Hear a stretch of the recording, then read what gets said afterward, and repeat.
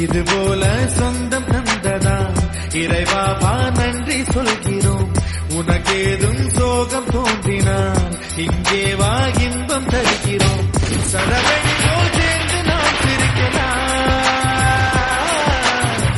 அதிரடியாய் வாழ்ந்து நாம் காட்டலாம்.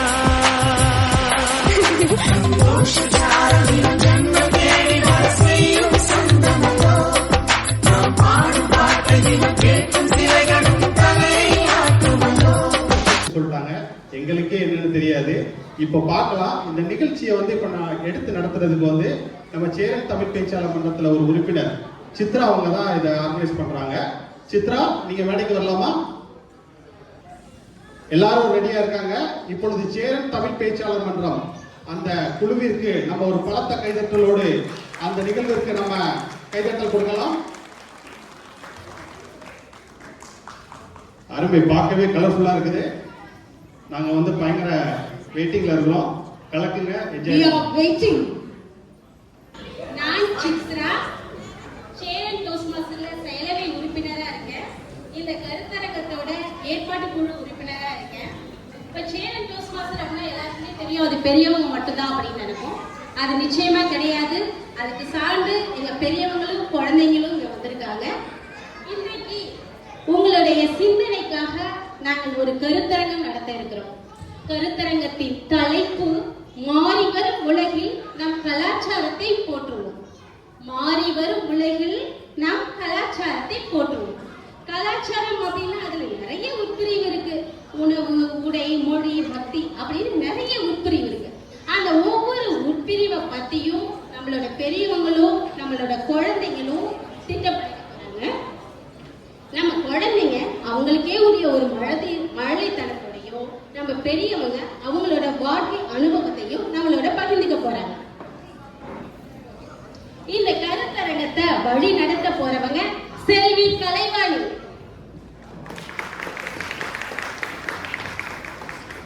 She is a junior college teacher. She has been working in teaching for past 14 years. And also she worked in curriculum planning division to closely work with schools and teachers. இவங்க சிறந்த எழுத்தாளர். She had a Kannadasan Award winner in 2020, which is organized by our Singapore Tamil Rights Association 2022 Kira Winner Award. இவங்க எழுத்தாளர் மட்டும் இல்லாம அடுத்த தலைமுறையை எழுதுறதுக்கு ரொம்பவே ஊக்குவிக்கிறாங்க. மாணவர் முரசு, சிறாங்கும் டைம், இளமை தமிழ் இப்படி பல தளங்கள்ல மாணவர்களை எழுதுறதுக்கு ஊக்குவிச்சிருக்காங்க. இவங்க கிட்ட நிறைய ஆற்றல் இருக்கு. சொல்லாற்றல், செயலாற்றல், படிப்பாற்றல் இப்படி எல்லா ஆற்றலையும் தன்னகத்தை வச்சுக்காம அடுத்த தலைமுறைக்கு கடத்தி செல்லும் ஒரு மின்சார கருவி மாதிரி அவங்க இருக்காங்க. இப்ப இவங்க எழுதுறத எப்படி மற்றவங்களுக்கு பகிர்ந்துக்கிறாங்களோ அதே போல இந்த கருத்தரங்கத்தையும் அவங்க தான் வழிநடத்த போறாங்க. அடுத்து நம்மளோட பேச்சாளர்களை அறிமுகப்படுத்துவதில் நான் பெருமகிழ்ச்சி அடைகிறேன். முதல்ல ஸ்டார்ட் வித் அவர் கிட்ஸ். யாழ் பாரதி. யாழ் பாரதி இவங்க செகண்டரி 2 படிக்கிறாங்க. இவங்க சேரன் டோஸ்ட்மாஸ்டர் லீலா ராணி அண்ட் சங்கர நாராயணன் இவர்களுடைய மகள். அடுத்து ராணியா, இவங்க செகண்டரி 1 படிக்கிறாங்க. இவங்க சேரன் டோஸ்ட்மாஸ்டர் காந்தின் அவர்களுடைய மகள். ஹரிணி இவங்களும் செகண்டரி 1 படிக்கிறாங்க. இவங்க சேரன் டோஸ்ட்மாஸ்டர் மதிவதனா கோபால் அவர்களுடைய மகள். யுக்தாஸ்ரீ இவங்களும் செகண்டரி 1 படிக்கிறாங்க. இவங்க சேரன் டோஸ்ட்மாஸ்டர் லதா மாசிலாமணி அவர்களுடைய மகள். அடுத்து நம்ம கடைக்குட்டி சிங்கா, பால யோகேஷ் இவங்க பிரைமரி 5 படிக்கிறாங்க. இவங்க சேரன் டோஸ்ட்மாஸ்டர் ராதாகிருஷ்ணன் அவர்களுடைய மகள். அடுத்து பெரியவங்களை அறிமுகப்படுத்திடலாம். காளி அம்மா இவங்க கம்ப்யூட்டர் சயின்ஸ் பட்டப்படிப்பு முடிச்சவங்க. அழகு கலையில அதிக ஆர்வம் இருந்து இவங்க ஒரு பியூட்டிஷியனா இருந்திருக்காங்க. சிவகுமார் இவர் பக்தி இலக்கியங்களை மற்றவங்களுக்கு பரப்புவதில் ரொம்ப ஆர்வமுள்ளவர். மின்சார உற்பத்தி துறையில் மின்வரி பராமரிப்பாளராக பணிபுரிகிறார். ஜோதி இவர் பல பட்டிமன்றங்கள்ல பேசியிருக்காங்க. பட்டிமன்றங்கள்ல பேசுறது மட்டும் இல்லாம பல நிகழ்ச்சிகளை தொகுத்து வழங்கியிருக்காங்க.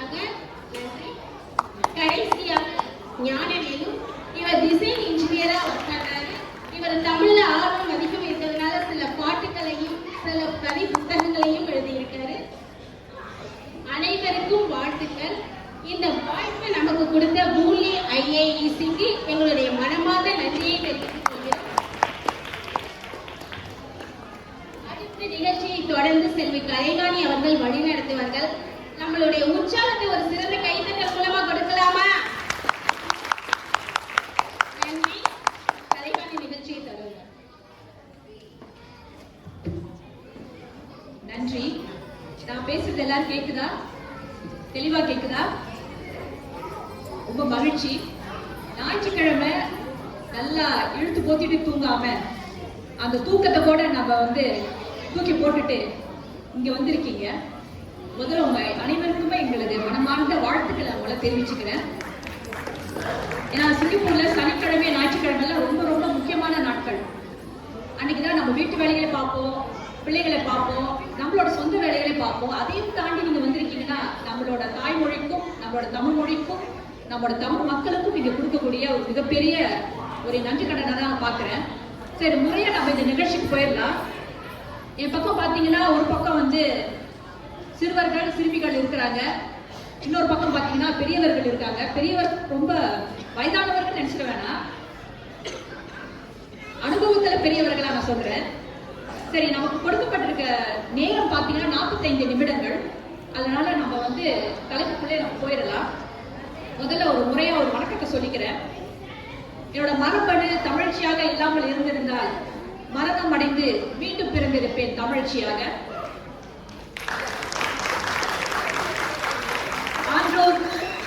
சான்றோருக்கும் என்னை போன்றோருக்கும் எனது முதற்கண் வணக்கத்தை தெரிவித்துக் கொள்கிறேன். அது என்ன ஆற்றோர் சரி சான்றோர் சரி, அது என்ன என்னை போன்ற நினைப்பீங்க. நீங்க பாத்தீங்கன்னா நான் பிள்ளைங்க பக்கத்துல கொஞ்சம் நெருக்கமா உட்கார்ந்துருக்கேன். அப்பதான் நம்ம என்னைக்குமே இளமையா இருக்க முடியும் நம்மளோட தமிழ் மொழி போல. அதுக்காக பெரியவர்களை ஒதுக்கி வைக்க வேணாம்னு அப்படி சொல்லல. இருந்தாலும் அந்த இளைய சக்தி பக்கத்துல இருந்தா இன்னும் கொஞ்சம் உற்சாகமும் ஒரு உத்வேகமும் வரும், ஒரு நம்பிக்கை. சரி, இந்த தலைப்பு நம்ம பார்த்துடலாம். மாறி வரும் உலகில் நம் கலாச்சாரத்தை போற்றுவது எப்படி? அது சிங்கப்பூர் போன்ற நாட்டுல பாத்தீங்கன்னா நிறைய விஷயங்கள் மாற்றத்துக்கு உள்ளாகி இருக்கின்றன. விறுவிறு நமக்கு பல மாற்றங்கள் நம்மளோட சமுதாயத்தில் நடந்து கொண்டிருக்கின்றன. அந்த வகையில நம்மளோட கலாச்சாரத்தை நம்ம எப்படி பாதுகாக்கிறது, போற்றுவது போன்ற பல விஷயங்களை இன்னைக்கு நம்மளோட மேடையில் இருக்கக்கூடிய பேச்சாளர்கள் பேச போறாங்க. பிறப்புக்கும் எல்லாம் உயிருக்கும் அப்படின்னு நம்மளோட திருவள்ளுவர் சொல்லிட்டு போயிட்டாரு. நம்ம நம்மளோட கலாச்சாரத்துல பாத்தீங்கன்னா பிறப்புக்கும் எல்லா மனிதர்களுக்கும் சொல்லல, பிறப்புக்கும் எல்லா உயிர்களுக்கும். அப்பனா நம்மளுடைய உலகத்தில் இருக்கிற எல்லா உயிர்களையும் நம்ம மதிக்கிறோம், போற்றுகிறோம். யாருமே நம்ம விட்டு கொடுக்கல. யாதும் ஊரே யாவரும் கேளீர் என்ற இந்த விஷயங்களை நம்ம படிச்சுட்டு வந்திருக்கோம். அப்ப நம்மளோட தமிழர் பண்பாட்டுல பல நல்ல விஷயங்கள் இருக்கின்றன. அது காலம் போக போக அதை எப்படி நம்ம மாற்ற வேண்டும், போற்ற வேண்டும் என்பதை தான் நம்ம பார்க்க போறோம். ஒரு காலகட்டத்துல ஜல்லிக்கட்டு போராட்டம் அது வெறும் மாட்டுக்காக எழுந்த போராட்டம் அல்ல, பண்பாட்டுக்கான போராட்டம். அது பண்பாடா இருக்கட்டும், மற்ற பண்பாட்டு கூறுகளா இருக்கட்டும். இன்னைக்கு நம்மளோட பேச்சாளர்கள் பல விஷயத்தை பத்தி பேச போறாங்க. அதனால அதை பத்தி நான் அதிகமா பேச விருப்பப்படல. நீங்க ஒரு கவனிச்சீங்கன்னா திரைப்படங்கள் நம்மளோட சமுதாயத்தில் ஒரு மிகப்பெரிய தாக்கத்தை உருவாக்கி இருக்கின்றன. திரைப்படம் மூலமா கூட நம் பிள்ளைகள் பெரியவர்கள் நிறைய பண்பாட்டு தொடர்பான கூறுகளை தெரிஞ்சுக்கிறாங்க. ஒரு சின்ன எடுத்துக்காட்டு சொல்றேன்.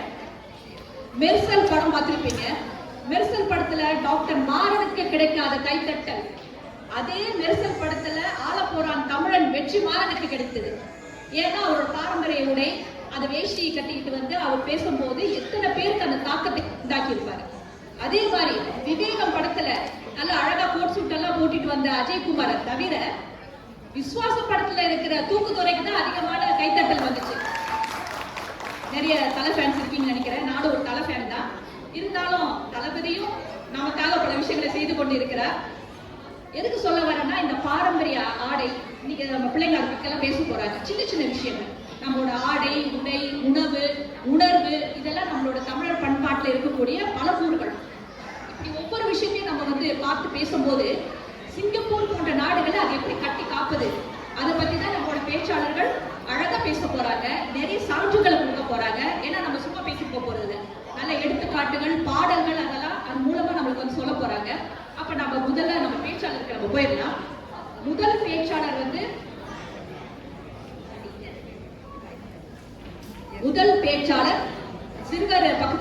போறாங்க. யாழ் பாரதி வருகிறார். அவர் என்ன பேச போகிறார் என்பதை பார்ப்போம். வாங்கம்மா.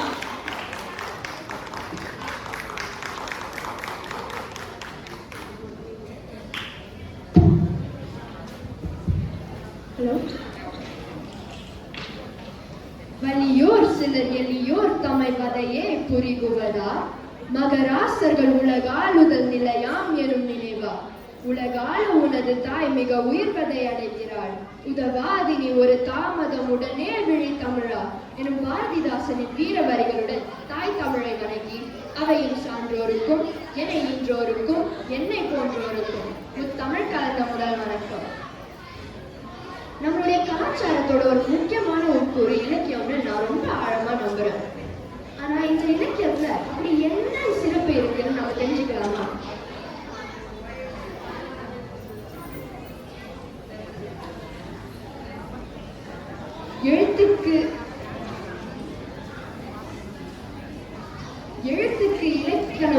எழுத்துக்கு இலக்கணம் கொடுத்து தமிழ் மொழியை போற்றிய தொல்காப்பியம், தவறிழைத்தால் மன்னருக்கும் நீதி உண்டு என்று போற்றிய சிலப்பதிகாரம் அப்படின்னு சொல்லிக்கிட்டே போலாங்க. தமிழ் மொழியில அவ்வளோ புகழ்தக்க இலக்கியங்கள் இருக்கு. ஆனா இங்க இருக்கிற மாணவர்களும் பெற்றோர்களும் என்னைய கேட்கலாம், இந்த இலக்கியத்தெல்லாம் கத்துட்டு நாங்க என்னங்க பண்ண போறோம்? இருக்குங்க, இந்த இலக்கியத்தெல்லாம் கத்துக்கிறதுக்கு ஒரு பயன் இருக்கு. முதல்ல நம்மளுடைய மொழி திறன் வளரும். அப்படின்னா கட்டுரையை சுலபமா எழுதலாம். ஆரல் எக்ஸாம்ல வண்டியா கதை வரும். அது மட்டும் இல்லைங்க, நம்மளுடைய critical thinking skills and analytical ஸ்கில்ஸும் மேம்படும். இலக்கியத்துல வெறும் மொழி மட்டுமா இருக்கு, வரலாறு இருக்கு, சமூக நீதி இருக்கு. இது எல்லாத்தையும் ஒரே ஒரு இலக்கியத்தை வந்து மாணவர்கள் சுலபமா கத்துக்கலாம். சிங்கப்பூர்ல இலக்கியத்தை வளர்க்கறதுக்காக என்னென்னலாம் பண்றாங்க தெரியுமா? சிறந்த இலக்கிய சேவைக்காக இளைஞர்களுக்காகவே கண்ணதாசன் விருதுன்னு ஒண்ணு தருவாங்க. அதை வாங்கிட்டு தான் இங்க உட்கார்ந்துருக்காங்க நம்மளுடைய அன்பான கலைவாணி அவர்கள். அது மட்டும் இல்லைங்க, சிறந்த இலக்கிய படைப்புக்காக தங்க முனை விருது, அதாவது கோல்டன் பென் அவார்டும் வழங்குவாங்க. சரி, இப்ப இதெல்லாம் பண்ணிட்டு இருக்காங்களே, எங்களை மாதிரி இளைஞர்களுக்கு இலக்கியம் போய் சேரணும்னா இன்னும் மேல என்ன பண்ணலாம் அப்படின்னு ஒரு பக்கம் நீங்க யோசிங்க, மறுபக்கம் நான் என்னோட கருத்தை சொல்றேன். முதலாவதாக டிஜிட்டல் மூலத்தை பரப்பலாம். அதாவது டிக்டாக், இன்ஸ்டாகிராம், யூடியூப் மூலமா இலக்கியத்தை இளைஞர்களுக்கு சுலபமா பகிர்ந்து கொள்ளலாம். உதாரணத்துக்கு டிக்டாக்ல 10 செகண்ட்ல திருக்குறள் விளக்குற வீடியோ வெளியிடலாம். அது மட்டும் இல்லாம மேடை நாடகங்கள் மூலமாகவும் பாட்டு நடனம் மூலமாகவும் எங்களுக்கு இலக்கியத்தை இன்ட்ரடியூஸ் பண்ணீங்கன்னா எங்களுக்கும் கொஞ்சம் ஆர்வமா இருக்கும் இல்லையா? இறுதியா எனக்கு பிடிச்ச ஒரு இலக்கியத்தை சொல்லிட்டு நான் விடைபெறுகிறேன். இது ஒரு பாரதியார் கவிதை. அக்கினி குன்றொன்று கண்டேன், அதை அங்கொரு காட்டிலே பொந்திடை வைத்தேன், வெந்து தனிந்தது காடு தழல் வீரத்திற்கு குன்றென்று மூப்பென்றும் உண்டோ, தத்தறிகிற தித்தோம் என்று கூறி மாறி வரும் உலகில் நம்முடைய கலாச்சாரமான இலக்கியத்தை போற்ற வேண்டும் என்று கூறி வாய்ப்பளித்தமைக்கு நன்றி கூறி விடைபெறுகிறேன். நன்றி, வணக்கம். நன்றி யாழ் பாரதி. அவங்களோட பேர்ல பாரதி இருக்கிறாரோ இல்லையோ, அவங்க பேச்சுல வந்து பாரதி கண்டிப்பா இருந்தாரு. நிறைய பாடல் வரிகள், பாரதியோட பாடல் வரியை வந்து நீங்க சொல்லியிருக்கீங்கப்பா, ரொம்ப நன்றி. ரொம்ப ஒரு தெளிவான பேச்சு. உயர்நிலை 2 தான் படிக்கிறாங்க மாணவி. ஆனா அவங்க எவ்வளவு நேரம் எடுத்துக்கிட்டாங்க தெரியல இந்த பேச்சு வந்து, இந்த உரையை வந்து அவங்க தயாரிக்கிறதுக்கு. நிறைய விஷயங்கள் சொல்லியிருந்தாங்க. அதாவது நம்மளோட தமிழ்நாட்டுல தமிழ் இலக்கியம் ஒரு பக்கம் அது வந்து வளர்ந்து கொண்டிருக்க போது, சிங்கப்பூர்ல வந்து பல இன மக்கள் வாழக்கூடிய ஒரு சமுதாயத்துல நம்மளோட அரசாங்கம் இந்த இலக்கியம், அதாவது நம்மளோட தாய்மொழியில் இருக்கக்கூடிய இலக்கியத்தை எப்படியெல்லாம் மாணவர்களுக்கும் பெரியவர்களுக்கும் கொண்டு போய் சேர்க்கல நிறைய முயற்சிகள் எடுத்துட்டு இருக்காங்க. அது ரொம்ப அழகா சொன்னீங்கம்மா. அப்புறம் வந்து எனக்கு நீங்க பேசுறது ரொம்ப பிடிச்சது என்னன்னா, நம்ம ஏன் மொழி கத்துக்கணும், நம்ம ஏன் இலக்கியம் கத்துக்கணும் சொல்லும் போது, அவங்களுக்கு வந்து பள்ளிக்கூடத்துல வாய்மொழி தேர்வு, ஆரல் எக்ஸாமினேஷன் ஒண்ணு இருக்கும். அதுல வந்து வண்டியா கதை விடுறதுக்கு சொன்னீங்க பாத்தீங்களா, அது எனக்கு ரொம்ப பிடிச்சிருந்துச்சு. ஏன்னா சின்ன வயசுல நம்ம கதை விடுறதுதான், கொஞ்சம் வளர்ந்த பிறகு அதை நம்ம தொடரணும். அதனால அந்த வண்டியா கதை விடுறது, வாயால வடை சுடுறது, அதெல்லாம் நம்ம வந்து கடைசி வரைக்கும் நம்ம செஞ்சுட்டு இருப்போம்ல. அது கேட்கும்போது ரொம்ப மகிழ்ச்சியா இருந்துச்சுமா. அப்புறம் வந்து நீங்க தொழில்நுட்பம், அதாவது இந்த டிக்டாக், அது மூலியமா நம்ம எப்படி வந்து இலக்கியம், நம்மளோட திருக்குறள், அது எப்படி வந்து நம்ம கொண்டு போகலாம் என்ற ஒரு விஷயத்தை நீங்க சொல்லும் போது அடுத்த தலைமுறையினர் அவங்க மேல நமக்கு நிறைய நம்பிக்கை இருக்கணும். ஏன்னா அந்த தொழில்நுட்பம் என்ற ஒரு யுக்தியை பயன்படுத்தி எப்படி நம்ம வந்து பிள்ளைகளுக்கும் மற்றவர்களுக்கும் போய் கொண்டு சேர்க்கறதுல அவங்க எப்படி முனைப்பா இருக்காங்க, தன் முனைப்பா இருக்காங்கன்னு பார்க்கும்போது ரொம்ப மகிழ்ச்சியா இருக்குமா. ரொம்ப நன்றி. சரி, அடுத்தது வந்து பெரியவர் பக்கத்துலேருந்து ஒருத்தவங்க வந்து பேச போறாங்க. திருமதி காளியம்மாள் அவர்களை வரவேற்போம்.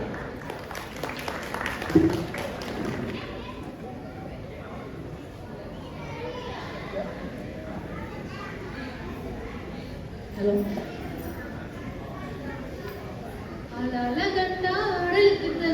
வணக்கமுங்க, என் ஆடாம ஆட்டி வச்ச வணக்கமுங்க, என் காலுக்கு சலகையிட்ட உங்க காலடிக்கு முதல் வணக்கம். மழை துளி மண்ணில் சங்கமம், உயிர் துளி வானில் சங்கமம், உடல் பொருள் ஆவியும் கலை சங்கமம், பாரம்பரிய கலை சங்கமம். என்னங்க இவங்க பேச போறாங்கன்னு சொன்னாங்க, இவங்க பாடிட்டு இருக்காங்கன்னு நினைக்கிறீங்களா? இல்லைங்க, பேசதாங்க வந்திருக்கேன். நமது இந்திய பாரம்பரிய கலைகளை பற்றி உங்கள் முன் பகிர்ந்து கொள்ள வந்திருக்கேங்க. பாரம்பரிய கலைனா என்னங்க? நம்மளுடைய பூலி ஷாப்பிங் மால்ல கிடைக்குமாங்க? நம்மளுடைய பாரம்பரிய கலை வந்து நம்மளுடைய பண்பாட்டின் அடையாளங்க.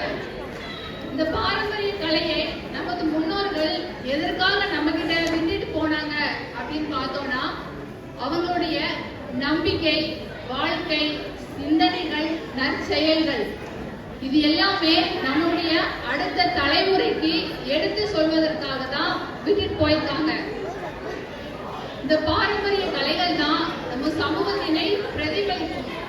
இந்த பாரம்பரிய கலைகள் தான் நம்ம அடுத்த தலைமுறைக்கு நாம் கொடுக்கும் மிகப்பெரிய சொத்து.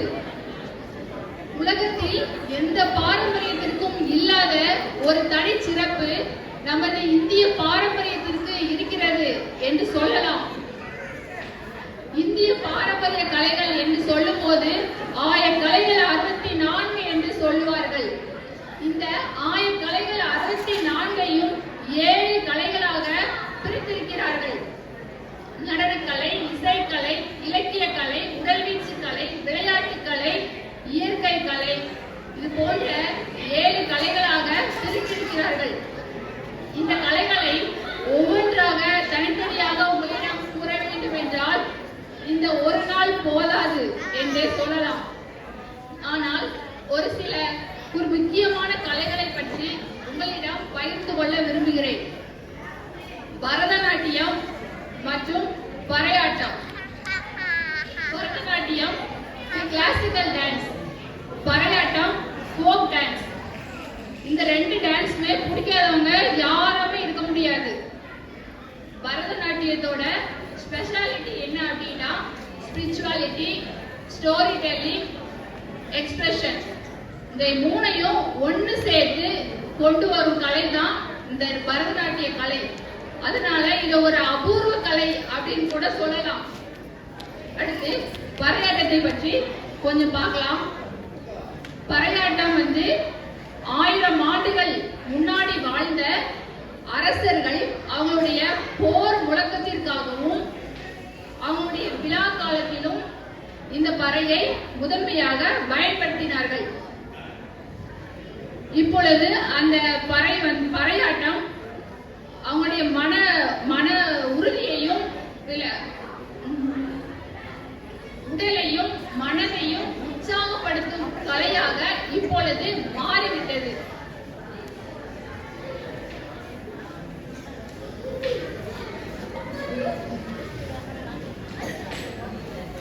உற்சாகப்படுத்தும் கலையாக இப்பொழுது மாறிவிட்டது. கலைகளை படைத்து காலத்தை வென்று வாழ்வோம் என்று கூறி பேச வாய்ப்பளித்த சேரை பேச்சாளர் மன்றத்திற்கு நன்றி கூறி விடைபெறுகிறேன். நன்றி, வணக்கம். நன்றி திருமதி காளியம்மாள். அவங்க பேர் மாதிரியே இனிமேதான் அந்த காளியாட்டம் ஆரம்பிக்கணும் சொல்ற மாதிரி தனக்கு தெரிந்த கருத்துக்களை மிக அழகாக எளிமையாக ரொம்ப அழகா பேசிட்டு போயிருக்கீங்கம்மா. ரொம்ப நன்றி. அவங்க பேசுறதுல பாத்தீங்கன்னா நம்மளோட பாரம்பரிய கலைகளை வந்து தொட்டு பேசினாங்க. பாரம்பரிய கலைகள்ல குறிப்பா பரதநாட்டியம், பறை இசை, இது 2 விஷயத்தை பத்தி பேசினாங்க. ரொம்ப அழகான ஒரு ஒப்பீட்டா நான் அதை பாக்குறேன். ஏன்னா ஒரு பக்கம் வந்து பாத்தீங்கன்னா அது நம்மளோட பாரம்பரியத்துல இருக்கக்கூடிய பறை இசை என்பதை பத்தி நம்ம சொல்லணும்னு அவசியம் இல்லை. பறை இசை வந்து ஒரு கையில் எழும் ஒரு தாளம் இல்லை, ஒரு ஒடுக்கப்பட்ட சமூகத்தின் உரிமை குரல் இல்லை. பறை இசை என்பது ஒட்டுமொத்த சமுதாயத்தின் உன்னத குரல். அவ்வளவு அழகான அந்த இசையை வந்து இன்றைய காலகட்டத்துல தொழில்நுட்பம் மூலமாகவும் மற்ற நல்ல ஒரு உள்ளங்கள் மூலமாகவும் அது வந்து மற்றவர்களுக்கு கற்றுக் கொடுத்து கொண்டிருக்கிறார்கள். அதை பத்தி ரொம்ப அழகா பேசுனீங்கம்மா. அதுக்கப்புறம் பரதநாட்டியம் அது ஒரு அற்புதமான ஒரு நடனக்கலை. அது எப்படி நம்மளோட சமுதாயத்தில் நம்மளோட பண்பாட்டில் இருக்குது என்பதையும் நீங்க சொல்லியிருக்கீங்க. நம்மளோட சிங்கப்பூர் மட்டும் இல்ல, Singapore, Malaysia, Sri Lanka, Canada, Australia, America மற்ற நாடுகளில் இருக்கக்கூடிய புலம்பெயர்ந்த தமிழர்கள் அங்க வந்து பனிக்காலமோ இல்ல குளிர்காலமோ அதையும் தாண்டி இது போன்ற பாரம்பரிய இசைகளையும் பாரம்பரிய நடனக்கலையும் வந்து கற்றுக்கொண்டுதான் இருக்கிறாங்க. அங்க பாத்தீங்கன்னா ஆன்லைன்ல, அதாவது மின்னியல் முறையில கூட பறை அடிக்கிறத பத்தி எல்லாம் அவங்க வந்து பறை இசையெல்லாம் கத்துக்கிட்டு இருக்காங்க. இப்படிதான் நம்மளோட மாறி வரும் உலகில நம்மளோட பாரம்பரிய கலையை எப்படியெல்லாம் கொண்டு போக முடியும் என்று நிறைய நல்ல உள்ளங்கள், எப்படி இன்னைக்கு நம்மளோட சமூக மண்டலத்துல இத்தனை நண்பர்கள் வந்து இருக்கிறீங்களோ அது மாதிரி இதே போன்று பல நண்பர்கள் உலகம் முழுவதும் இருக்கிறாங்க. அவங்களோட உன்னத ஒட்டுமொத்த முயற்சினாலதான் நம்மளோட பாரம்பரிய கலைகள், நம்மளோட பண்பாட்டு கூறுகள் இன்னும் வாழ்ந்து கொண்டிருக்கின்றன என்று சொல்லும் போது அதையும் தாண்டி ஒரு பெருமையான விஷயமா வேற எதுவும் இல்லை. ரொம்ப நன்றி. சரி, அடுத்தது என்னோட பக்கம், அதாவது என்னை மாதிரி ஒரு இளையரை கூப்பிட போறேன். ரேயா, மன்னிக்கும் ராரியா, நீங்க வந்து உங்க பேச்சு அழகா பேசலாமா? வாழ்த்துக்கள். எல்லாரும் ஒரு பலத்த கையெழுத்து கொடுங்க பேச்சாளருக்கு. அதுமாதிரி அவங்க பேசும்போது நம்ம கொஞ்சம் அமைதியா கேட்டோம்னா நம்ம கலாச்சாரம், நம்ம அடையாளத்தை நம்ம வந்து நம்ம வளர்க்கலாம். அவங்க என்ன பேசுறான்னு கேட்போம். கொஞ்சம் அமைதியா இருந்து கேளுங்க. பேச்சாளருக்கு வாழ்த்துக்கள். உலகில் சிறந்த மொழியே, உயிரெழுத்துக்களால் உயிரான, மெய்யெழுத்துக்களால் உடலான, அறியான் நிலை பெற்றார், எனது உயிர் மூச்சான. என் தாய்மொழியாம் அன்னை தமிழை விளங்கி அனைவருக்கும் எனது முதற்கண் வணக்கத்தை தெரிவித்துக் கொள்கிறேன். என்னுடைய பெயர் ராணியா. நான் இன்னைக்கு என் தாய்மொழி தமிழை பற்றி பேசப்போறேன். ஆதிமொழி அன்னை மொழி, ஐயர் மன்னவன் வாய்மொழி, ஐம்பது காப்பியம் கணித மொழி, நன்றும் தீரும் இலக்கிய மொழி, வந்தாரை எல்லாம் வாழவைத்த மொழி என் தாய்மொழி. என்னடா இது கவிதையான சொல்றான்னு நினைக்கிறீங்களா? அது ஒன்றும் இல்லை, தமிழ் பற்றி கவிதைகள் தான் வருது. கருத்தொன்றி மற்றொன்ற காலத்தில் முன் தோன்றிய பூந்தக்குழி என்ற வரிகளுக்கு ஏற்ப உலகின் முதல் மொழி தமிழ் மொழி என்று போற்றப்படுகின்றது. பல மொழிகளில் பேசவும் எழுதவும் தெரிந்த மகாகவி பாரதியார் தாம் வந்த மொழிகளிலே தமிழ் மொழிக்கு எதிரானது எங்கும் இல்லை என்று போற்றுகின்றார்.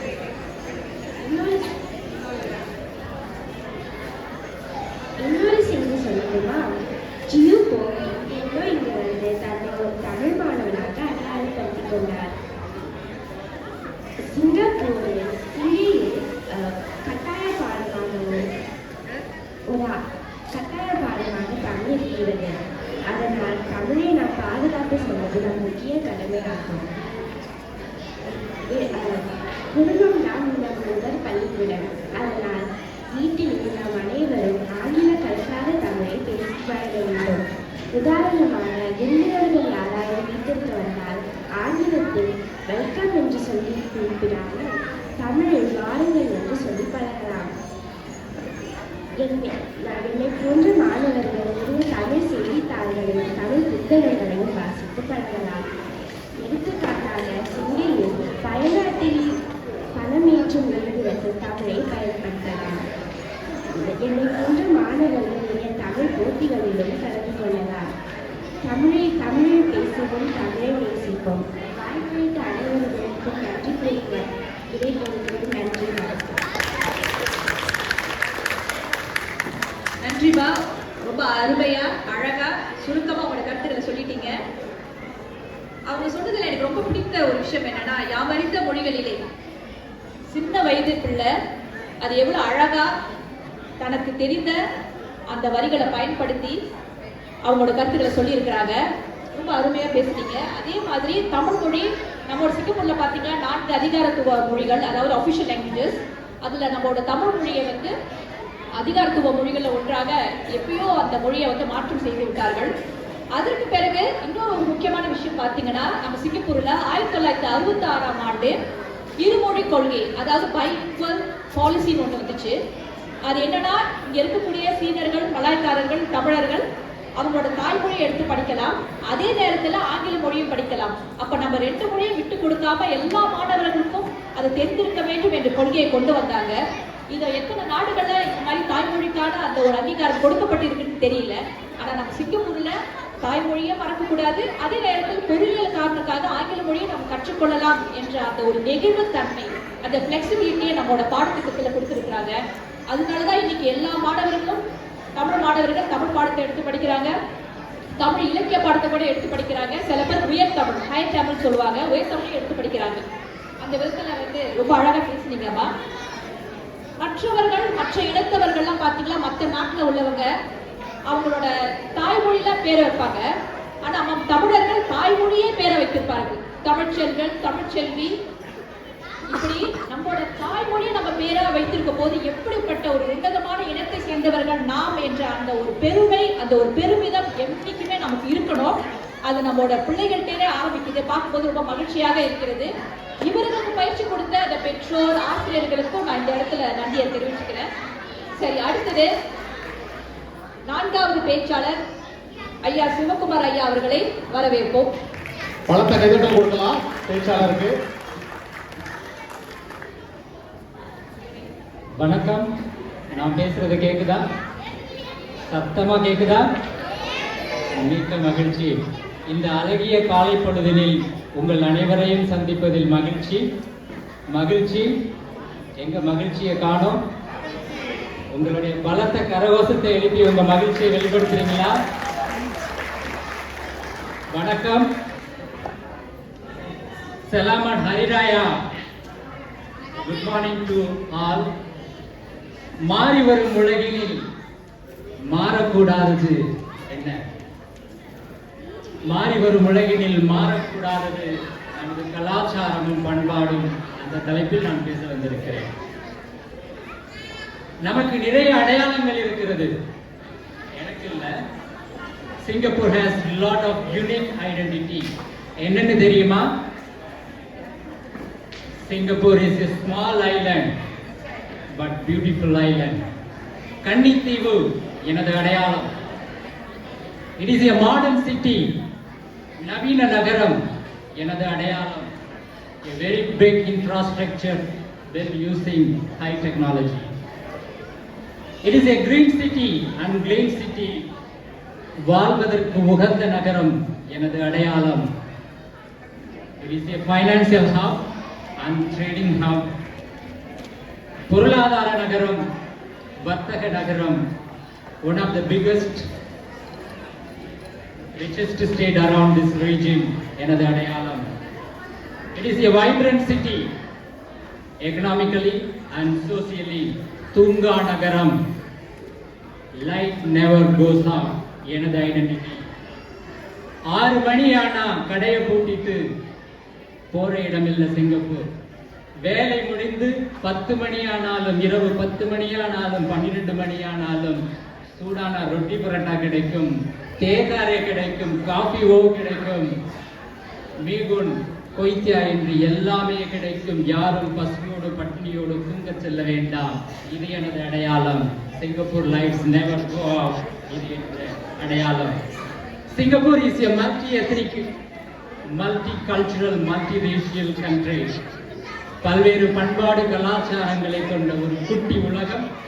It resembles a mini world, Little India, Chinatown, Kambangland and many more.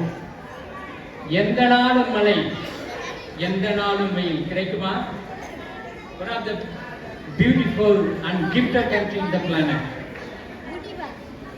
இது மாதிரி நிறைய அடையாளங்களை நம்ம சொல்லிக்கிட்டே போகலாம். இந்த அடையாளங்களுக்கு பிறகு ஒரு அழகான மரபு இருக்கிறது. அந்த மரபை பார்க்க வேண்டுமானால் நாம் 30 வருஷம் பின்னோக்கி செல்ல வேண்டும். நம்ம எல்லாரும் பின்னோக்கி செல்லலாமா? Shall we go 30 years back? 30 வருடத்துக்கு முன்னாடி பொட்டியை தூக்கிக்கிட்டு பொழப்பு தேடி வந்தவனா. I came to Singapore to make some earnings.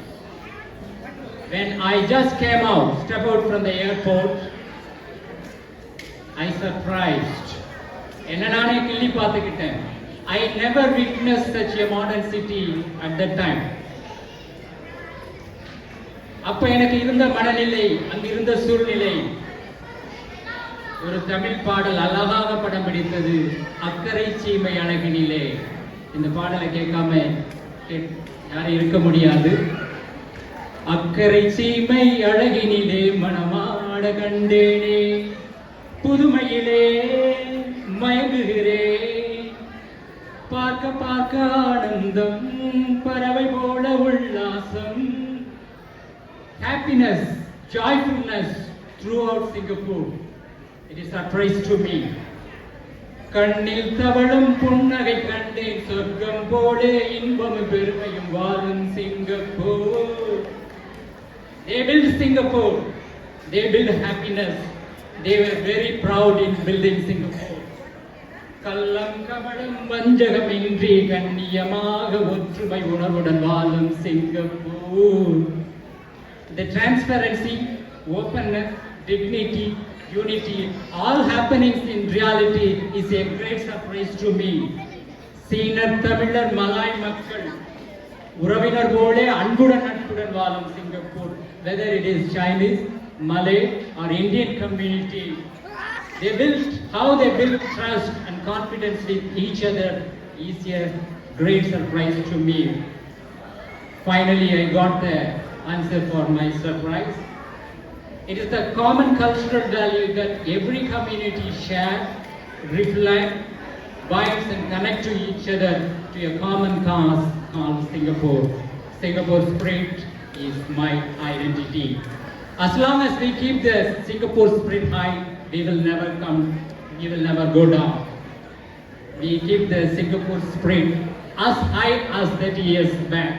நாம் நமது பண்பாடு மரபுகளை தூக்கி பிடித்தால் அது நம்மை தூக்கி பிடிக்கும். மாறி வரும் உலகினில் மாறக்கூடாதது என்ன? நமது பண்பாடும் கலாச்சாரமும். வாய்ப்பிற்கு நன்றி, வணக்கம். நன்றி ஐயா. ரொம்ப அருமையா நம்மளோட சிங்கப்பூரில் இருக்கக்கூடிய அந்த சாராம்சம், அதாவது இருக்கக்கூடிய அந்த முக்கிய ஹைலைட்ஸ் ரொம்ப அழகா சொல்லிட்டீங்க. அது ஒரு ஃபைனான்ஷியல், அதாவது பொருளியலுக்கான ஒரு மையமாக இருக்குது.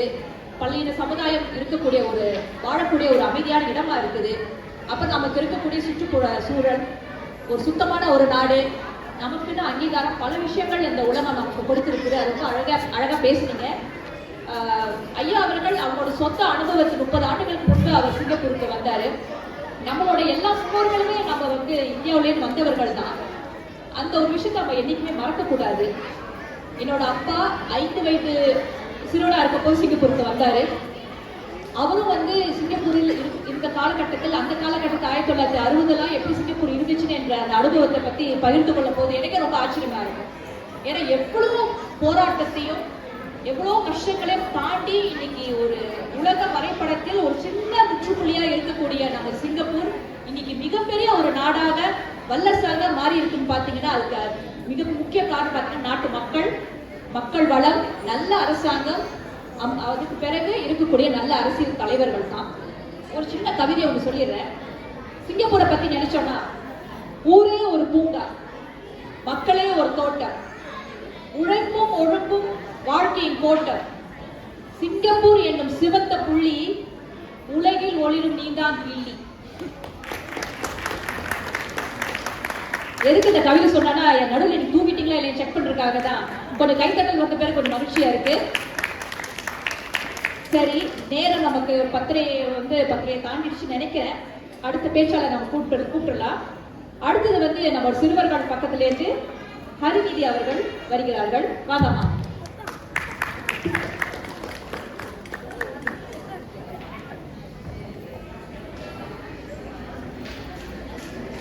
ஓடி விளையாடு பாப்பா, நீ ஓய்ந்திருக்கலாகாது பாப்பா. இந்த பாரத பாரதியார் பாடலை நீங்க குழந்தையா இருக்கிறப்பவும் சரி, இல்ல உங்க குழந்தைங்களுக்கு சொல்லி கொடுக்குறப்பையும் சரி நிறைய வாட்டி கேட்டிருக்கீங்க தானே? இந்த பாரதியார் பாட்டுல பாரதி சொல்ற விளையாட்டு பத்தி தான் இன்னைக்கு நான் பேச போறேன். அனைவருக்கும் என் இனிய வணக்கங்கள். விளையாட்டு அப்படின்னு சொன்னாலே யாருக்குதான் பிடிக்காது?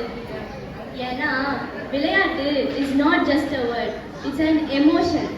ஆமாங்க, விளையாடும் போது மட்டும்தான் சிறுவர்களுக்குள்ள இருக்கிற பெரியவங்க அளவுக்கு பொறுப்பையும் பெரியவங்களுக்குள்ள இருக்கிற சிறுவர்களையும் வெளியே கொண்டு வர முடியும். விளையாட்டு இன்னைக்கும் நேத்தோலாம் உருவாகல. காட்டுல வாழ்ந்த ஆதி மனுஷன் ஓய்வு நேரத்துல கூட விளையாண்டது அவனுக்கு அவங்க வாழ்க்கையிலேயே உதவிச்சு அப்படின்னு சொன்னா உங்களால நம்ப முடியுமா? உதாரணத்துக்கு கண்ணாமூச்சி விளையாடுறது, குச்சிய தூரத்துல எரிச்சு விளையாடுறது, இந்த விளையாட்டெல்லாம் விளையாடுறதுனால விலங்குகளை வேட்டையாட அவங்களுக்கு ரொம்ப உதவிச்சு. விளையாட்டால மட்டும்தான் நமக்கு உடல் வலிமையும் மன வலிமையும் கிடைக்குது. விளையாட்டுல பலன் ரொம்ப அதிகம். உதாரணமா சினிமா ஹீரோ மாதிரி உடம்ப ஃபிட்டா வச்சுக்கணுமா, கபடி, மல்யுத்தம், சிலம்பம் இதெல்லாம் விளையாடுங்க. அதுவே கான்சென்ட்ரேஷன் பவரை இம்ப்ரூவ் பண்ணுமா, சதுரங்கம், அப்புறம் ஆடுபுலி ஆட்டம், தாயக்கட்டை இதெல்லாம் விளையாடுங்க. மேத்ஸ் எக்ஸ்பர்ட் ஆகணுமா, கிட்டி புல், அப்புறம் இந்த ஆடுபுலி ஆட்டம் இதுவும் விளையாடுங்க. சின்ன பசங்க கணக்கும் கத்துக்கலாம், அப்படியே ஜாலியாகவும் விளையாடலாம். இப்படி சொல்லி தான் நான் ரொம்ப நாளா விளையாடிட்டு இருக்கேன். இது மட்டும் இல்ல, நான் கிரிக்கெட் தான் விளையாடுவேன் அப்படின்னு சொல்றதுல எந்த தப்பும் இல்லை. ஆனா கிரிக்கெட்டும் கிட்டி புல்னு ஒரு விளையாட்டோட மாடிஃபைட் வெர்ஷன் அப்படிங்கறத ஞாபகத்துல வச்சுட்டு விளையாடுங்க. இவ்வளவு ஏன், நம்ம சிங்கப்பூர் கவர்மெண்ட் பசங்க நல்லா விளையாடணும் அப்படிங்கிறத உணர்ந்து நிறைய இடத்துல நிறைய வசதியோட பிளே கிரவுண்ட்ஸ் எல்லாமே கட்டி வச்சிருக்காங்க. ஆனா இந்த காலத்து பசங்க பிளே ஸ்டேஷன்லயும் மொபைல் போன்லயுமே விளையாடுறத விரும்புறாங்க. ஏன் தெரியுமா? நாங்கெல்லாம் அந்த காலத்துல எப்படி விளையாடணும் தெரியுமா அப்படின்னு பெருமை பேசுற பெற்றோர்கள் தான் அதிகம். அதை எங்களுக்கு அந்த விளையாட்டை சொல்லி கொடுத்து எங்க கூட சேர்ந்து விளையாடுறதுக்கு அவங்களுக்கு நேரமும் இல்லை, விருப்பமும் இல்லை. விளையாட்டு அப்படின்னு அதை பார்க்காம அதுல இருக்கிற நம்ம பாரம்பரியத்தையும் அதோட பயன்களையும் சேர்த்து உங்க பசங்களுக்கு சொல்லி கொடுங்க.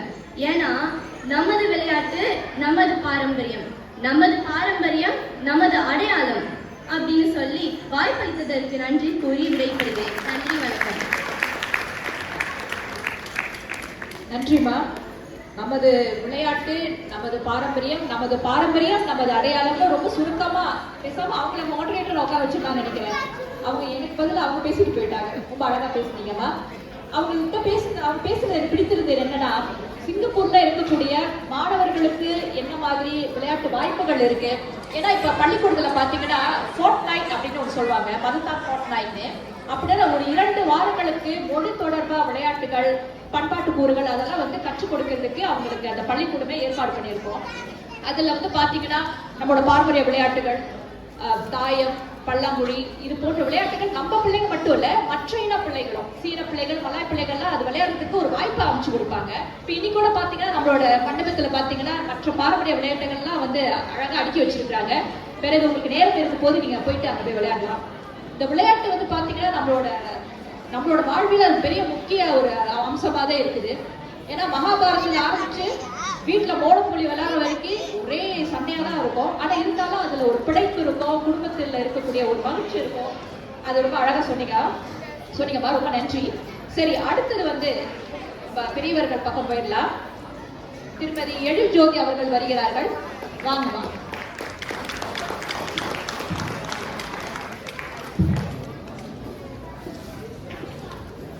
அனைவருக்கும் இனிய காலை வணக்கம். நாமெல்லாம் இப்ப எந்த ஊர்ல இருக்கோம்? இது எந்த ஊர்? சிங்கப்பூர். சிங்கப்பூர். சிங்கப்பூர்ல சைனீஸ், மலே, இந்தியன்ஸ் இப்படி போன்ற பல இனத்தவங்க இருக்கிற இந்த நாட்டுல கலாச்சார விழாக்களுக்கு பஞ்சமா?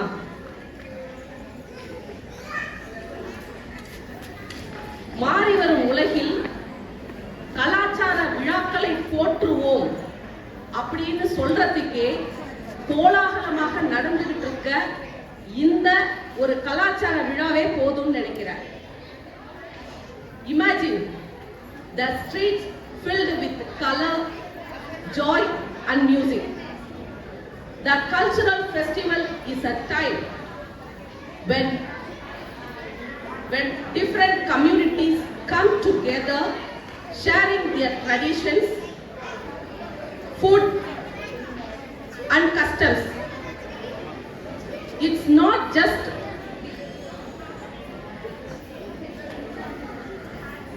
about celebrating the past. It's about strengthening bonds, fostering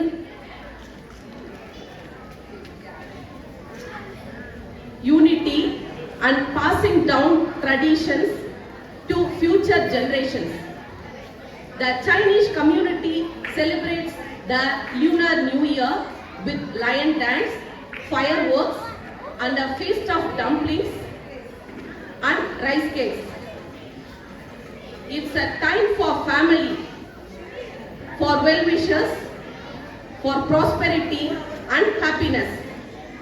The Malay community celebrates Hari Raya.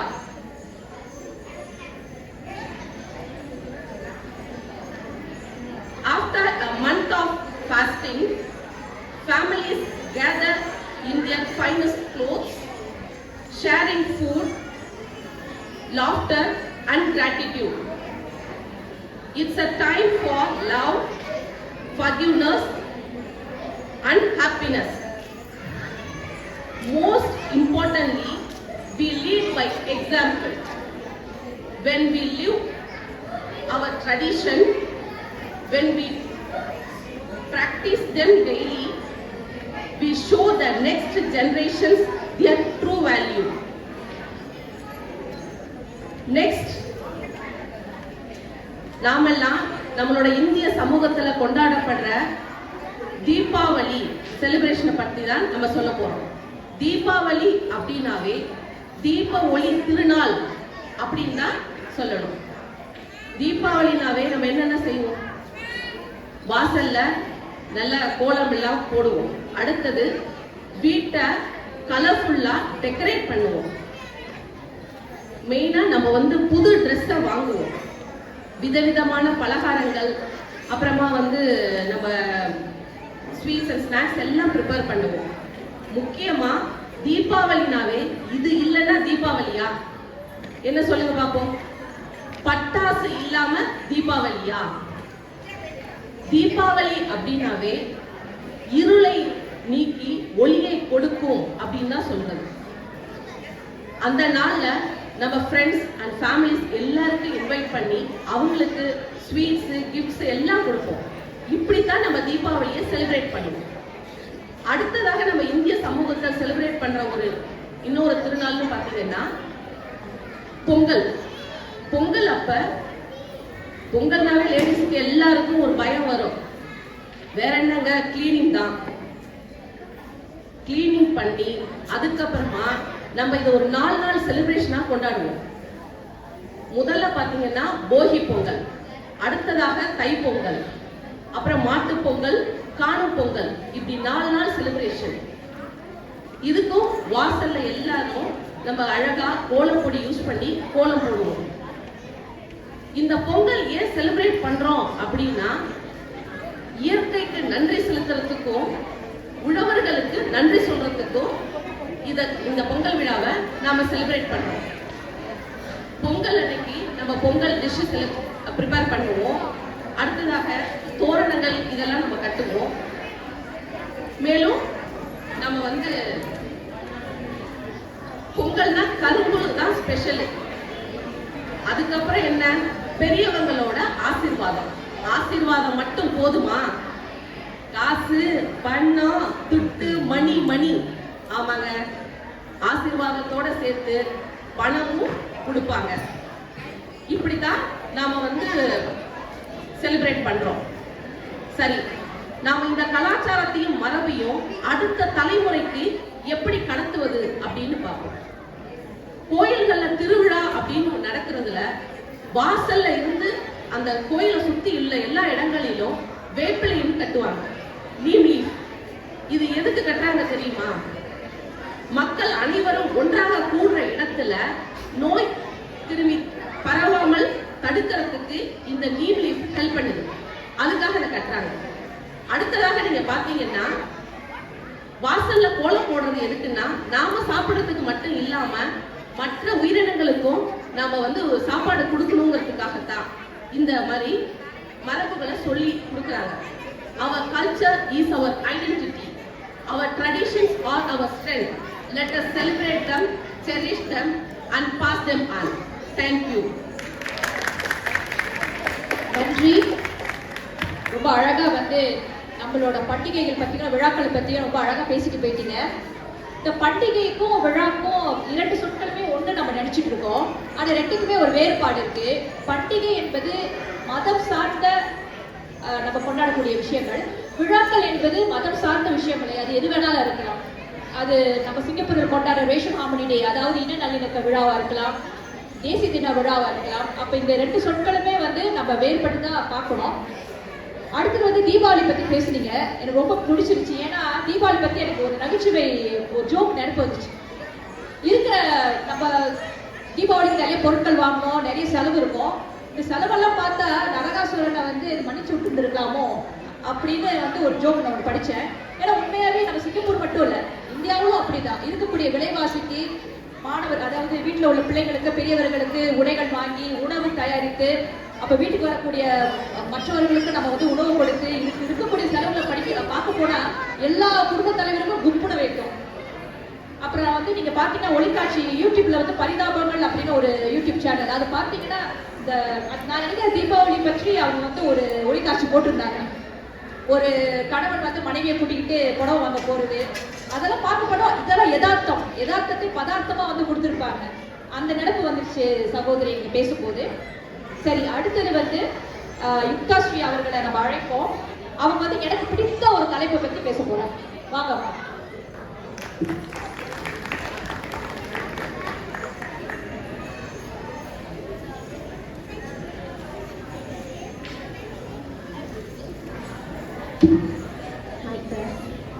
அனைவருக்கும் வணக்கம்.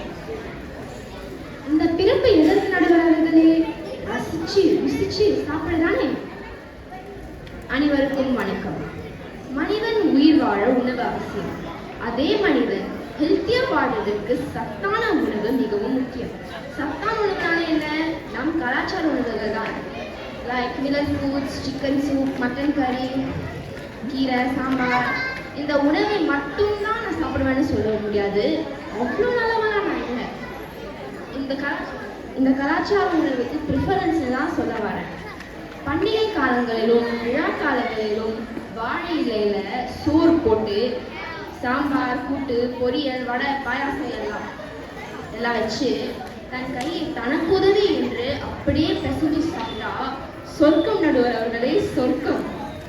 இந்த மாறிவரும் உலகில் பீட்சா, பர்கர், கோக், ஸ்ப்ரைட், முக்கியமாக பிரியாணி இல்லாத வாழ்க்கையெல்லாம் ஒரு வாழ்க்கையா? பிரியாணி சாப்பிடாதவங்களை பார்த்தா எனக்கு பாவமா இருக்கு. இப்படி துரித உணவுகள் அதிகம் இருக்கும் இந்த காலத்தில் நான் அதை சாப்பிடவே மாட்டேன்னு சொல்ல முடியாது. அப்பப்போ வெளி உணவுகளை எடுத்துக்கிட்டாலும் வீட்டில் சமைத்து சாப்பிடும் உணவு தான் ஃபர்ஸ்ட், மற்றதெல்லாம் நெக்ஸ்ட். ஹெல்த்தி பிளேட் சாப்பிட்டா இன்னும் சிறப்பு. ஒரு பாதி பகுதி மரக்கறிகள் மற்றும் பழங்கள், கால் பகுதி புரோட்டீன், மீதி உள்ள பகுதி சோறு. சமையல் முறைகளும் மாறிக்கொண்டே வந்துட்டு இருக்கு. பாட்டி விறகடுப்பை யூஸ் பண்ணுவாங்க, அம்மா கேஸ் ஸ்டவ். அது மட்டும் இல்லைங்க, வாயிலே வட சொல்லுவாங்க. நாளைக்கு எங்களுக்கெல்லாம் மின்னடுப்பை யூஸ் பண்ணுவாங்க. இப்போதெல்லாம் வெளி உணவுகள் சுவையாக இருந்தாலும் அது நம்மளோட உடலுக்கு நல்லதில்லை. இதை தெரிந்து நாம் வீட்டில் சமைத்து சாப்பிடும் நம் கலாச்சாரத்தை ஃபாலோ பண்ண நினைக்கிறோம். என்னதான் உலகில் உணவு புதுசா வந்தாலும் உணவே மருந்து என்று நம் தமிழர்களின் கலாச்சாரம் நம் அடையாளம். எடுத்துக்காட்டு மிளகாசம். கொரோனா டைம்ல அதுதான் நமக்கு மிகவும் உதவியது அல்லவா? நம்ம குழம்புக்கு நிறைய ஸ்பைசஸ் யூஸ் பண்றோம். உதாரணத்துக்கு சிக்கன் குழம்பு, மட்டன் குழம்பு, மீன் குழம்பு. அதனால தான் நமக்கு கறி மஞ்சஸ்னு ஒரு அடையாளம், ஒரு பேர். உணவு மட்டும்தான் போதும்னு சொல்லுவோம். எனவே மாறி வரும் உலகில் நாம் கலாச்சார உணவுகள் இருந்தாலும் அளவா சாப்பிட்டு ஆரோக்கியமாக வாழும் என்று சொல்லி இந்த வாய்ப்புக்கு நன்றி கூறி விடைபெறுகிறேன். நன்றி, வணக்கம். முக்தாஸ்ரீ, எனக்கு பிடித்த தலைப்பை ரொம்ப அழகா பேசிட்டு போயிட்டீங்க. உணவே மருந்து என்ற ஒரு காலகட்டத்தில் நம்ம இருந்தோம். இன்னைக்கு மருந்தே உணவா போயிடுச்சு. இன்றைய காலகட்டத்தில் பிள்ளைங்களுக்கும் சரி, பெரியவர்களுக்கும் சரி, அந்த துரித உணவை நிறைய சாப்பிடக்கூடிய ஒரு சூழல் நமக்கு அமைஞ்சிருச்சு. அது ரொம்ப அழகா சொல்லியிருக்கீங்க.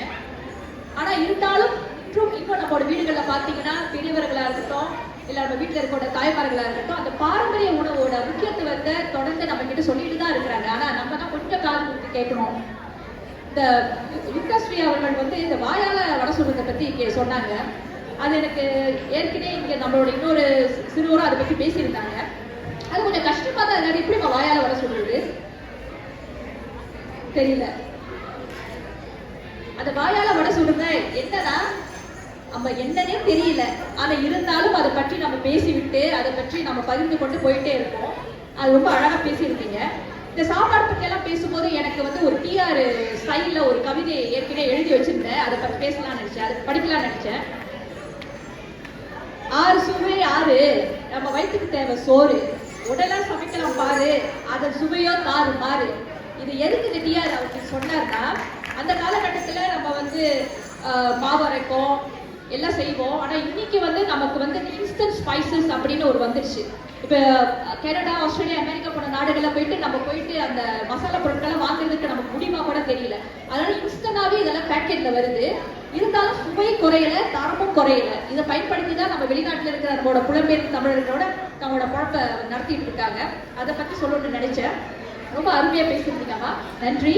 சரி, அடுத்து நம்மளோட பெரியவர்கள் பக்கத்துலேருந்து திரு ஞானவேல் அவர்கள் வந்து பேச போறாரு. வாங்க. ஹலோ.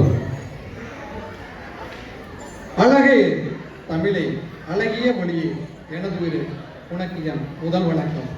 இங்கே வருகை தந்திருக்கின்ற அனைவருக்கும் என்னுடைய மறுவணக்கம். இப்போ பேச்ச ஆரம்பிக்கிறதுக்கு முன்னாடி எனக்கு ஒரு டவுட் இருந்துச்சு. இந்த மைக்ல சவுண்டு வேகமா வருதா வரலையா, சத்தமா கேட்குதா இல்லையா? ஏன்னா ரொம்ப கம்மியாக கேட்டுச்சு நீங்க பேசும்போதெல்லாம். வணக்கம், சவுண்டு நல்லா கேக்குதா? Okay okay.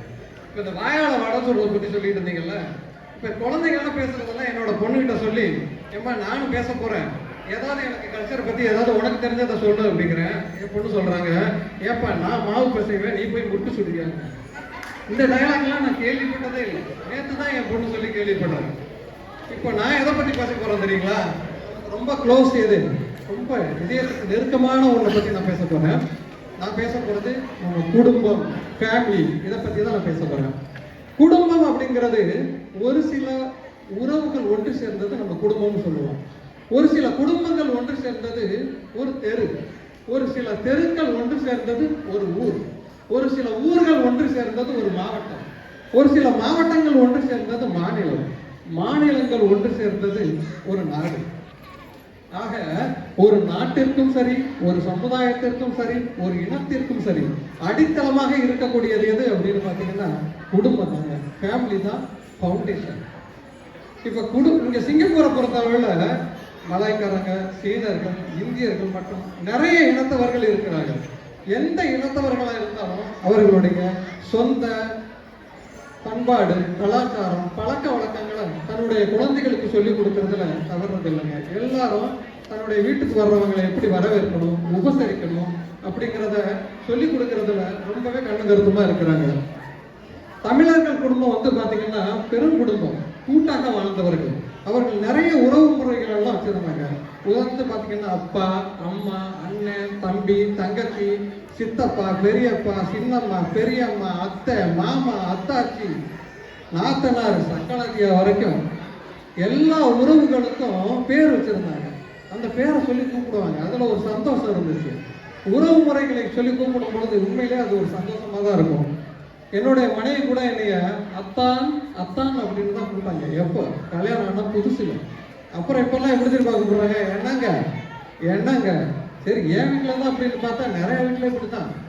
மனைவிகளெல்லாம் கணவனை கூப்பிடுறது எல்லாமே இந்த எண்ணங்க தான். இன்னும் அத்தா மாமான்னு கூப்பிட்டா ஒரு விதமாக சந்தோஷமாக தான் இருக்கு. கும்பிடுவாங்களான்னு தெரியல, கொஞ்சம் நீங்கள் முயற்சி பண்ணுங்க. அடுத்து பார்த்தீங்கன்னா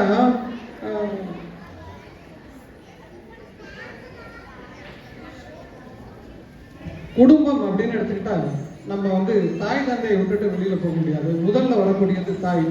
தாய் இல்லாமல் நான் இல்லை, தானே எவரும் பிறப்பதில்லை. ஆகவே தாயை தான் முதன்மையா எடுத்துக்கிடுவோம். இன்னும் ஒரு பாடல் சொல்லிட்டு தாயை பத்தி சொல்லலாம்னு நினைக்கிறேன். அம்மா அண்ணா சும்மா இல்லடா, அவை இல்லைன்னா யாரும் இல்லடா, தங்கம் கொண்ட பூமி பூமி என்ன தாங்கி கொண்ட சாமி சாமி.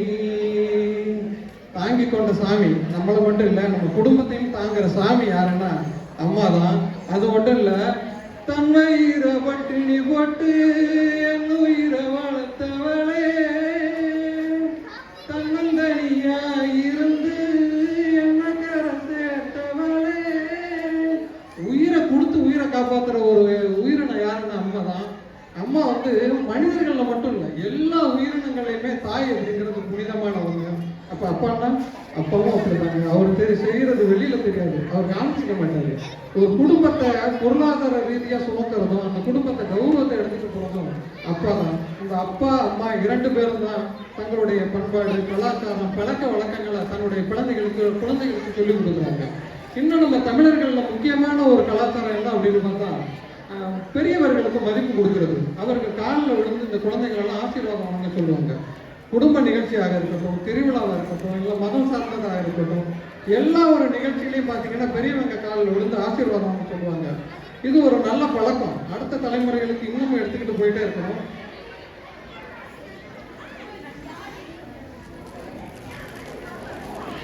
அடுத்தபடியா திருமணம் அப்படிங்கிறது ரொம்ப முக்கியமான ஒன்று குடும்பத்தில். இப்போ நிறைய பேர் திருமணம் எதுக்கு அப்படிங்கிற மாதிரி போயிட்டு இருக்கிறாங்க. நிறையா திருமணம் வந்து அவசியமான ஒன்று. இப்போ தமிழில் ஒரு வார்த்தை சொல்லுவாங்க, கால் கட்டு போட்டிங்கன்னா சரியாயிருக்கும். பொறுப்பு இல்லாதவங்க கூட திருமணம் அப்படின்னு ஒன்று வந்துருச்சுன்னா குடும்ப பொறுப்பை உணர்ந்து ஒருத்தர் நல்லபடியாக அவங்க செய்ய ஆரம்பிச்சிடுவாங்க. அதனால திருமணம்ங்கிறது ரொம்ப அவசியம். குழந்தை பிறப்பும் ரொம்ப அவசியம். குழந்தைங்க ஏன்னா ஒரு வேலையை முடிச்சுட்டு வீட்டுக்கு வரும் பொழுது குழந்தைகளுடைய முகத்தை பார்த்தோம்னா நமக்கு வந்து ஒரு புத்துணர்ச்சி, ஒரு அன்பு, ஆதரவு இதெல்லாம் கிடைக்கும். அதனால குடும்பத்தோடு வாழ வேண்டியது நம்ம எல்லாருக்குமே ரொம்ப அவசியமான ஒன்றா இருக்குங்க. இது குடும்பம் அப்படிங்கிறது தனி மனித பிரியாரிட்டி மட்டும் இல்லை, இது வந்து ஒரு நேஷனல் பிரியாரிட்டி. அதை உணர்ந்து தான் சிங்கப்பூர்ல என்ன பண்றாங்கன்னா நியூ கப்பிள்ஸ் வந்து புதுசாக கல்யாணம் பண்ணுறவங்களுக்கு ஹஸ்டிபி ஹவுஸ் வந்து அலாட் பண்ணி கொடுக்குறாங்க. அடுத்து வந்து குழந்தைகள் பிறப்புறதுக்கு வந்து போனஸ் ஸ்கீம் அனௌன்ஸ் பண்ணியிருக்கிறாங்க. Parental leave, child care leave. அப்புறம் பார்த்தீங்கன்னா நம்ம பேரண்ட்ஸ் ஹவுஸுக்கு பக்கத்துலேயே நமக்கு வீடு இருந்துச்சுன்னா அதுக்கு வந்து டிஸ்கவுண்ட் பண்ணி கொடுக்குறாங்க. இந்த மாதிரி சலுகைகள் எல்லாமே குடும்பத்தை வந்து நம்ம ஏற்படுத்திக்கணும் அப்படிங்கிறதுக்காக கொடுத்துருக்காங்க. ஸோ நமக்கு குடும்ப வாழ்க்கை மிக மிக அவசியம். அதனால எல்லாரும் கல்யாணம் பண்ணிக்கிறங்க, குழந்தை பெற்றுக்கிறங்க, சந்தோஷமா நல்லா ஜாலியா இருங்க. நன்றி, வணக்கம். நன்றி ஐயா. உங்களோட பேச்சில் வந்து நம்ம வந்து இந்த ஆண்டு வந்து SG60, அப்போ நம்ம சிங்கப்பூர் வந்து 60வது ஆண்டு நம்மளோட சுதந்திரத்தை நம்ம வந்து கொண்டாடி கொண்டிருக்கும் போது ரொம்ப அழகாக, அது அந்த பேபி போனஸ், பெற்றோர் வீட்டு பக்கத்துலேயே நம்ம வீடு வாங்கினா நமக்கு சலுகைகள், அதெல்லாம் சொல்லும்போது ரொம்ப மகிழ்ச்சியாக இருந்துச்சு. ஆனால் என்ன ஒரு விஷயம்னா, நம்ம ஒரு பரபரப்பு மிக்க ஒரு சமுதாயத்தில் இருக்கிறனால உலகத்தில் பெண்டமிக், அதாவது திரும்பி கோவிட் வந்த காலகட்டத்தில் உலகம் முழுவதும் வந்து மக்கள் தொகை அதிகரித்தது. சிங்கப்பூரில் மட்டும்தான் லாக்டவுனில் கூட மக்கள் தொகை அதிகரிக்காமல் இருந்துச்சு. ஏன்னா அந்த அளவுக்கு மன உளைச்சல், குடும்பத்தில் இருக்கக்கூடிய பல விஷயங்கள்லாம் பார்த்துட்டு இருக்கிறனால தான் அரசாங்கம் தொடர்ந்து இளைஞர்கள் வந்து திருமணம் செய்து கொள்ள வேண்டும், குழந்தை பெற்றுக்கொள்ள வேண்டும் என்று தொடர்ந்து முயற்சி செய்கிறாங்க. பார்ப்போம் அடுத்தடுத்த ஆண்டுகள் அந்த முயற்சிகள் வந்து கைகூடுமான்னு. அப்புறம் இன்னொரு விஷயம், உறவு முறைகளை பற்றி பேசுனீங்க, ரொம்ப மகிழ்ச்சியாக இருந்துச்சு. ஏன்னா இன்னைக்கு அத்தனை பிள்ளைகள், நிறைய பிள்ளைங்க இருக்காங்க, அவங்களுக்கு எல்லாருக்கும் அங்கிள் ஆண்டி தான் தெரியுமான்னு எனக்கு தெரியல. ஆனால் நம்மளோட தமிழ் பண்பாட்டில் இருக்கக்கூடிய உறவு முறைகளை வந்து அவ்வளோ அழகாக சொல்லியிருப்பாங்க. எதுக்கு நம்ம வந்து நம்மள வயதுல முதிர்ந்த ஒருவரை வந்து அண்ணான்னு கூப்பிடுறோம்? ஏன் நம்ம அண்ணா கூப்பிடுறோம் தெரியுமா? அவர் அண்ணாந்து பார்க்கக்கூடிய அளவுக்கு அவர் இருக்கிற ஒரு மனிதரை நம்ம அண்ணான்னு கூப்பிடுவோம். இன்னைக்கு அது மாதிரி நிறைய பேர் நம்மளோட வாழ்க்கையில இருக்கலாம். அது மாதிரி உறவு முறைகளை நம்ம தொடர்ந்து போற்ற வேண்டும். பிள்ளைங்க, நீங்க உங்களோட அப்பா அம்மா, டேடி மம்மி அப்படின்னு பதிலா அப்பா அம்மான்னு கூப்பிடலாம். ஐயா, உங்களை வந்து உங்க மனைவி வந்து என்னங்கன்னு கூப்பிட்டாங்கன்னு சொன்னீங்களே, உங்களை கூப்பிடுறாங்கன்னு சந்தோஷப்படுங்க. என்ன நான் சொல்றது, ஏன்னா அவங்க மேபி ஒரு அவசரத்துல போயிருந்துருக்கலாம், உங்களை கூப்பிட்டாங்க மகிழ்ச்சி உங்க மனைவி வந்திருக்காங்க, அதுதான் தைரியமா பேசிட்டு போயிருந்தேன். சரி சரி, அடுத்தது நம்மளோட இன்றைய நிகழ்ச்சியோட நிறைவான பேச்சாளர் அழகா ஒரு பாலகன் உட்கார்ந்து இருக்கிறார். அவர் தான் பால யோகேஷ். வாங்கப்பா.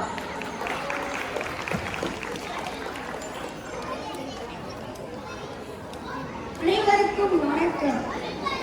எப்படி இருந்த நீ, எப்படி ஆயிட்ட, மாசு காஞ்சரி சூப்பர் ஸ்டாரா மாறிட்ட, வெட்டி கட்டிட்டு வேறடா மாறிட்ட, புடவை கட்டிட்டு நீ புயலா மாறிட்ட, போற்ற வேண்டும் உடைய, நம்ம காக்க வேண்டும் கலாச்சாரத்தை, போற்ற வேண்டும் உடைய, நம்ம காக்க வேண்டும் கலாச்சாரத்தை.